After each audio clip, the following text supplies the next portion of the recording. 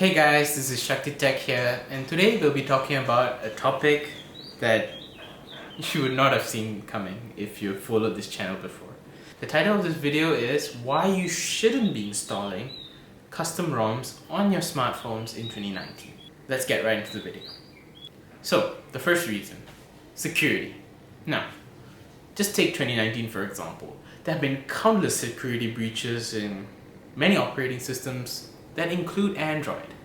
And the thing is, custom ROMs are based on more earlier available software or firmware versions that are released by manufacturers. So developers usually take an easily available version of the firmware and then they tinker it and add their own flavor into it, you could say. And that leaves you vulnerable to security attacks because you would not be on the latest security patch available for your smartphone. And that's one of the strongest cases for why you shouldn't be running a custom ROM on your smartphone. And second, banking and transactions. So nowadays we realize that most of our banking has been digitized, most of our daily transactions have become cashless, and the thing is, routing and installing custom ROMs tends to cause issues with banking apps, and it will cause a lot of inconvenience. And thus you have to consider this very heavily when you're installing custom ROMs. Do you value these kind of systems?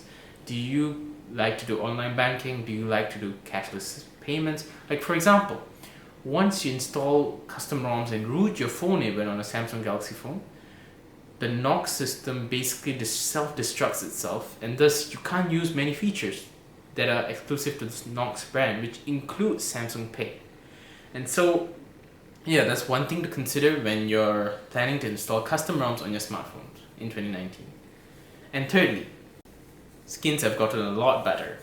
We even know that companies like Asus, like Samsung, they have made their skins so optimized and lightweight that the performance impact compared to a stock ROM is almost negligible. But yes, back in the day you could make an argument for AOSP and performance, because AOSP ROMs tend to be much lighter compared to like the alternatives back then, like TouchWiz, which made phones like the S3 completely unusable.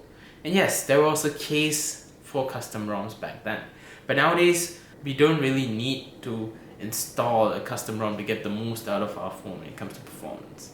These are the three main reasons why we shouldn't be installing custom ROMs on our smartphones in 2019. Now, there are still some compelling reasons to install custom ROMs on your smartphone, but you need to consider these factors ahead of time, and if possible, do not install custom ROMs on your work phone or your daily driver. Only install it on like your spare phone, your trap phone, or whatever you guys call it. So yeah, that's my take on this issue as a whole. Thank you guys for listening to me, and do like, comment and share this video if you enjoyed it. And leave a comment down below. Are you guys running a custom ROM? And if you are, is it in your main phone? Yeah. And why did you decide to do it, if you did it? So yeah, thank you guys for watching this video, and I'll catch you guys next time.